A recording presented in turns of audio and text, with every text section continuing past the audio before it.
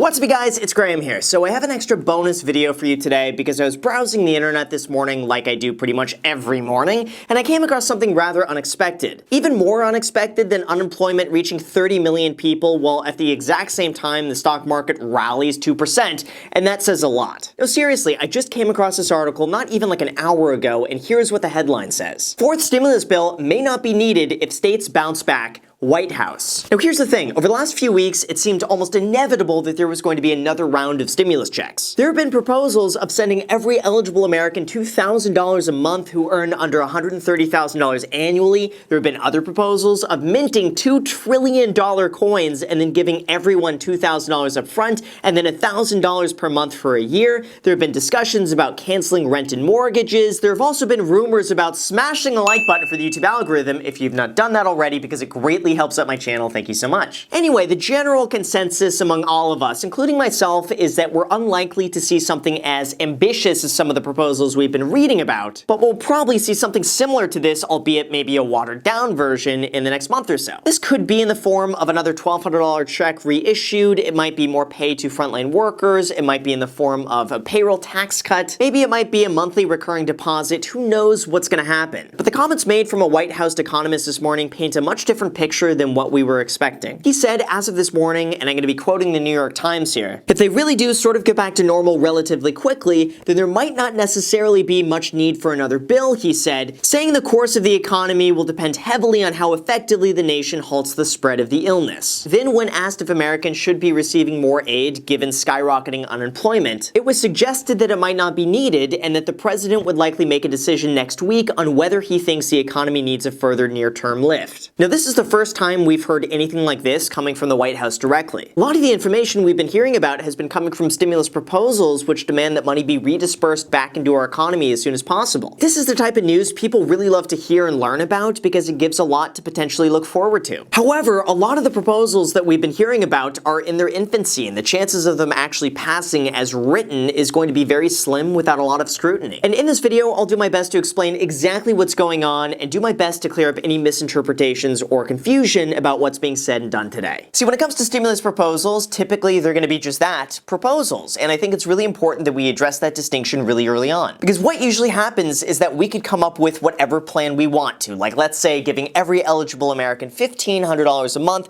over the age of 16 years old, regardless of income, and we could give an additional $200 a week to any American working more than 20 hours a week. And then from there, we could gather support around our plan. Well, the thing is, on its own, that plan doesn't really do much. It's an idea, and as any entrepreneur knows, ideas are a dime a dozen. Anyone can come up with an idea, explain how it's going to help millions of people, and then explain why it should be picked by one of the sharks on Shark Tank. But without the go-ahead and funding to execute that plan, it ends there. That could be the reality of many of the proposals that are being discussed here on YouTube, because the reality is that until it's passed by the Senate and then signed by the president, those proposals are just that, ideas and concepts. That's the difficulty with discussing concepts like this, because so much is rapidly changing. So much is up in the air. And there's no real official guidance out there about what's happening day to day, that we end up getting our most useful information from YouTubers who are covering the topics than we do from actual news outlets. But because of that ambiguity, there's just a lot of information floating around out there with no real guidance of what's actually happening, and that brings us to today. Here's the thing, until the next round of stimulus comes through, or at least until it's heavily debated within the Senate,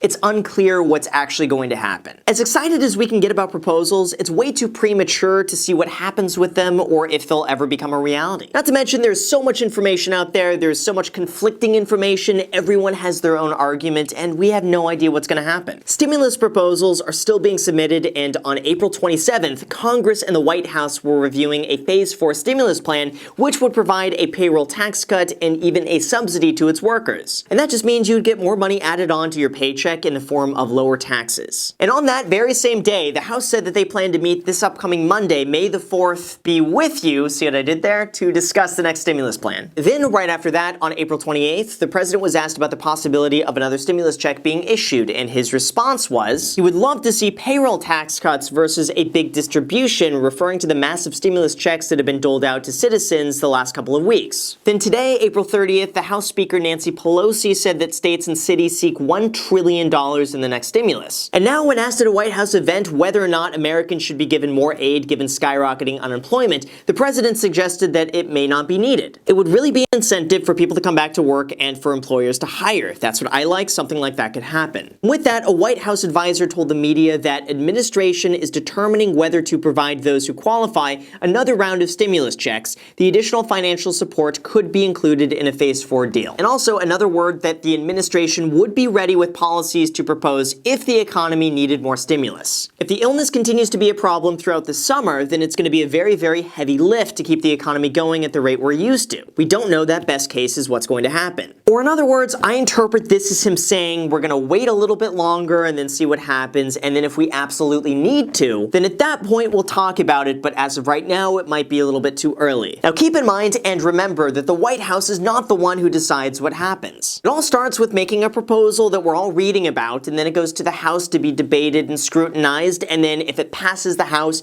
it goes to the Senate to then again be debated and scrutinized, and then if the Senate passes it, it goes to the president to decide whether or not he's going to sign it or not. The president then has the right to say, no, I'm not approving this, I'm not going to sign it, and if that happens, it goes back to the Senate, and if 2/3 of the Senate agree that that bill should be passed, then at that point they can override the president's decision with a 2/3 vote. But ultimately, there's a very heavy chain of commands throughout all of this, and even though the White House can come out and say, we don't think we're going to need another round of stimulus, they're not the ones in charge of saying whether or not they can do that. So a lot is yet to be seen, and until something is actually passed, the reality is that no one really knows what's going to happen. Like, we could all speculate that they're dragging things out potentially long enough to begin reopening the economy, and that way they could reassess the situation later before having to issue another stimulus. Or maybe they use this as leverage to negotiate other aspects of the stimulus plan, like payroll tax cuts. We have no idea. But at its core, and I'm just going to sum things up very loosely here, so just bear with me, we really have two groups of people that need to find some sort of middle ground soon, otherwise nothing gets accomplished. One side wants to make sure enough money goes back to the people as they need, and the other side wants to begin reopening the economy by giving incentives for people to begin working again. At this time, it still seems like a strong likelihood of something passing. But given the comments by the White House today, we have no idea what's going to be done or if people are going to be receiving another round of stimulus checks. Like, I wouldn't be surprised if another $1,200 check was reissued along with some state and local government funding. But I also wouldn't be surprised if they took a wait-and-see approach just to see what happens over the next month or so and then reevaluate from there what should be done. Either way, it all leaves us somewhat in the dark without any real guidance of what to expect or what's going to be happening, other than just to read more updates about what's going on that usually just end up leading to more confusion. Ideally, I think it's clear that another round of stimulus checks is really wanted. But when it's safe to do so, it might be a good idea to incentivize people to get back to a normal working routine and to incentivize businesses to go and rehire. Because at the end of it, the situation is really complicated and there's not one solution that'll leave everyone happy. Like, for businesses to stay open, they need people spending money, so it doesn't make sense rehiring people if they have no customers. But in order for there to be customers, people need money. It's kind of like the chicken and the egg conundrum. If we give people money, it needs to be an amount that helps make sure their needs get met. And if we give businesses money, it needs to be enough to keep them afloat or an amount that they can realistically repay. Although eventually we have to try to transition back into some level of normalcy. And at that time, we need to make sure people feel confident enough in their income to begin spending. Otherwise, businesses will fail, unemployment will rise again, and then we'll have to reevaluate what to do. The real concern here is that people become so financially damaged that they stop spending money, businesses stop hiring because they don't have that income coming in. Some businesses end up going under completely, and then we're going to be left with even worse unemployment that we have to do something about. Now, sure, we can always take on more debt and print more money, but at a certain point, that begins eroding the value of our dollar. So we end up paying for it in a way at some point in the future. It's like putting your spending on a 0% interest credit card for 18 months. Using that free money as a lifeline could be extremely valuable. But if that's not addressed ahead of time and paid off before it's due, it could be a very disastrous situation that could be a lot worse than borrowing the money for free up front. Everything we do will end up having a consequence later on down the line, and I think at this point, it's all about picking the option that will do the least amount of damage and the most amount of good long term. Even though that's up to the House, Senate, and White House to debate, it is apparent that most likely something will have to happen, and we'll just have to wait and see. But again, from everything that I've been reading and seeing, I have a feeling there is going to be something that happens over the next month or two, although I have a feeling it might not be as good as getting $2,000 a month for an entire year tax-free. So there you go. I hope this provides more clarity about the situation, and don't worry, I'm not going to be making too many stimulus update videos. I'm going to be still keeping up with my normal content, but at the same time,